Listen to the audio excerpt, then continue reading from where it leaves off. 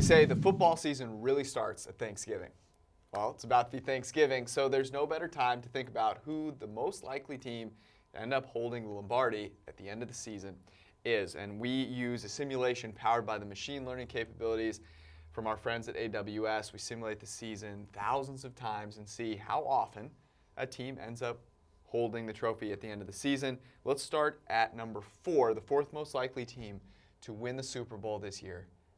My San Francisco 49ers. Yeah, absolutely. And they're a team that wasn't even handicapped to be in the top 2 in their division going into the season, but now has a firm control of the NFC West and a first-round bye. And we know a first-round, the last team to make the Super Bowl without a first-round bye was the Baltimore Ravens when they beat the Niners in 2012 for the Super Bowl. So they have an inside track there. One of the most unique schemes in the NFL.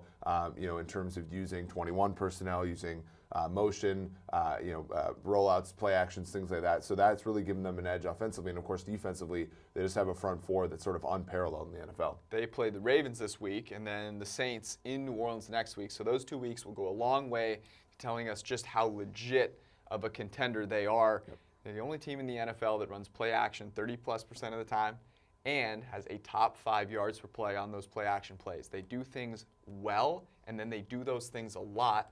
And that's how they've been a top 10 passing offense this season. Number 3, team that everyone loves right now to make it all the way, and that's the Baltimore Ravens. Yep. 15% chance to make the Super Bowl. I think win the Super Bowl. Some people say, hey, this is low.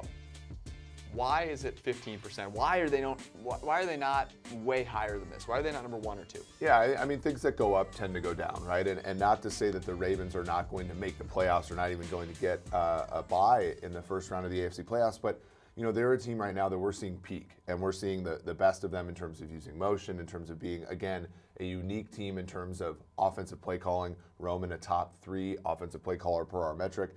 And then, Lamar Jackson, offensive line, 3 of their offensive linemen are the top 8 on their team in terms of wins above replacement. So you're seeing everything click for them right now.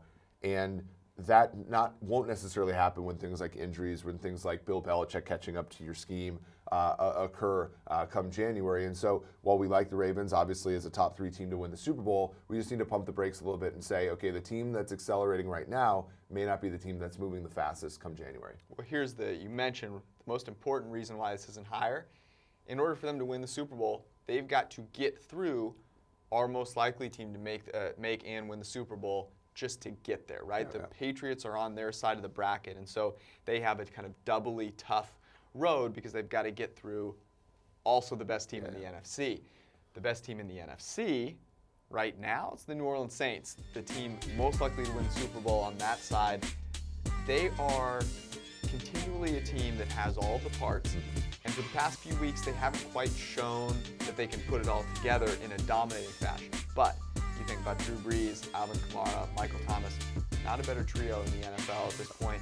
And then Sean Payton is as good a coach as there is.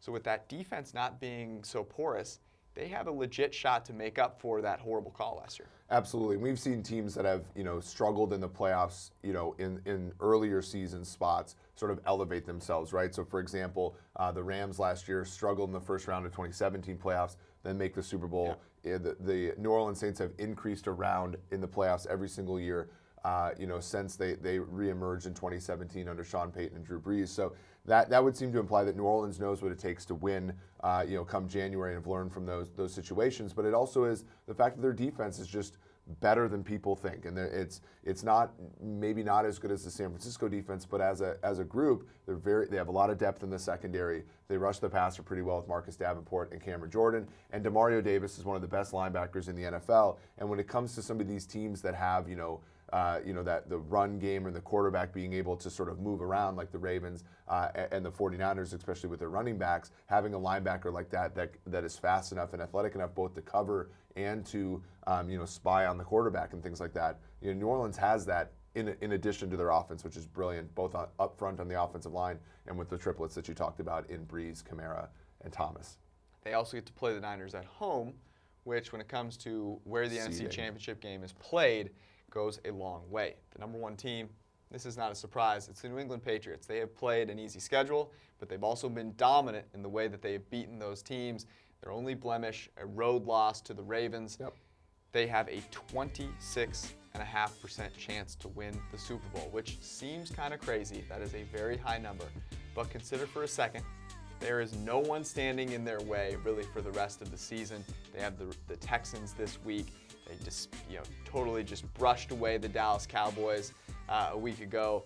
And so it seems like the path is cleared for them to stay at home in Foxborough and just wait for teams to come to them and be prepared to swat them away en route to Miami. Yeah, I mean, they have games against the Dolphins and Bengals left on their schedule. Obviously, the Bills are a tough team for them to play, but they get them at home. Kansas City at home is probably their toughest game moving forward. But even, let's say they win or, lose one or two of these games. We talked about Baltimore's schedule. They have a tough road down the stretch. So it's very likely that the Patriots get the 1 seed. And the 1 seed is just tough for road teams to overcome. We basically took the Patriots into Kansas City, into overtime, and with a brilliant performance by Brady and a little bit of help from an offsides call on Dee Ford to win the Super Bowl. So that's how hard it is to win in the road. In January, it's even tougher to win in New England. So that is the reason. I mean, the Patriots are our #1 power-rated team, but they just have this schedule that makes it most conducive to winning their 7th Super Bowl in the franchise history. Tom Brady has had what everyone is talking about as a down year. And that's true, but the situations he has been in have been very suboptimal. Yep. Getting some of that O-line strength back will be huge. He's had to get rid of the ball more quickly, leads the league in throwaways so far this season, and also a ton of drops by Patriots receivers. Those things will regress to the mean, and their defense, that coverage unit is so great. Right now, you're better off throwing the ball into the ground than targeting the guy that Stephon Gilmore is covering. Pass rating is lower when you target Gilmore than when you just spike the ball into the ground. That's incredible, and they go deep in that secondary as well. So the Patriots, from top to bottom, the strongest team right now, as we sit here the day before Thanksgiving, the most likely team to win the Super Bowl. But that's why they play the games, folks. For more, head to pff.com, where you can check out all of the great content made possible by our friends at AWS. You want to get rid of me and get back to more great PFF YouTube content? All you have to do is push that button right there and subscribe. Thanks for watching.